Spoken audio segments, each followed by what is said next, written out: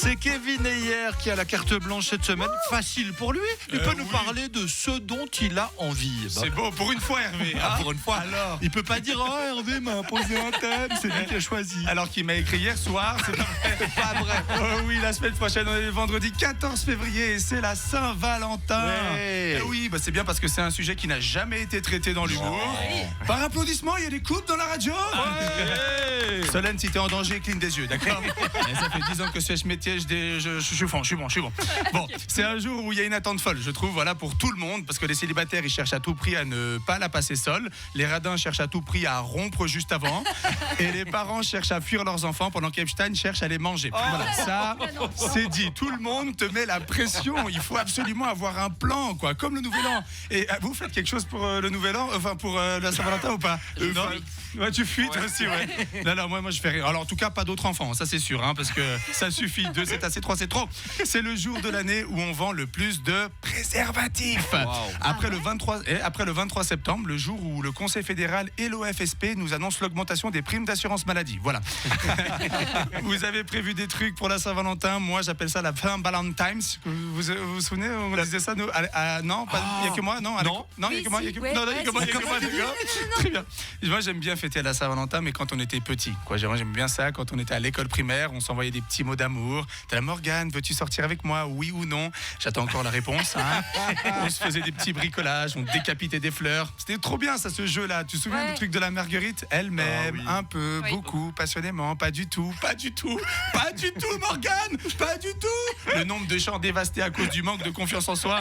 Les autres, ils passaient à côté de moi, ils me voyaient en pleurs, ils disaient, il pleure à cause de Morgane. Toi, tu te défendais comme tu pouvais, pas du tout, c'est à cause du pollen.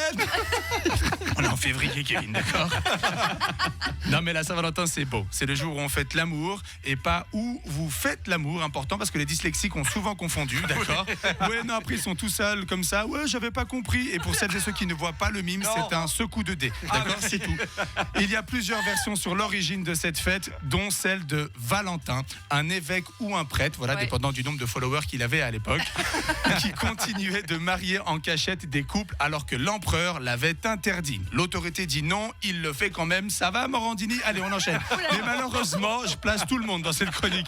Mais malheureusement, ce Valentin se fait attraper, emprisonner et exécuter le 14 février vers l'an 269. Coquin. Et c'est à cause de lui, martyr de l'amour, si tous les 14 février, il faut acheter un bon bouquet de fleurs, se mettre sur son 31 et payer 2 fois plus cher le resto. Tu sais, ils ont gonflé ses prix autant que Thibaut Inchep il gonfle ses pecs, quoi. Je trouve ça fou. Moi, c'est super qu'il y ait un jour pour fêter l'amour. Moi, je pense qu'on devrait continuer à célébrer ce jour. On devrait continuer à célébrer l'amour, mais l'amour de soi. Et oui, on devrait aller dîner tout seul au resto. De façon, on paierait de toute manière quand même pour 2, donc c'est pas si grave. Non mais c'est vrai, on passe notre temps à vouloir plaire aux autres alors qu'il faut se plaire à soi. Tu peux fuir un job, une relation, un pays, mais tu pourras jamais te fuir toi-même. Tu seras obligé d'être avec toi du début jusqu'à la fin. S'aimer soi-même, c'est pas que de l'égoïsme, c'est le premier pas pour apprendre à aimer le monde un peu mieux.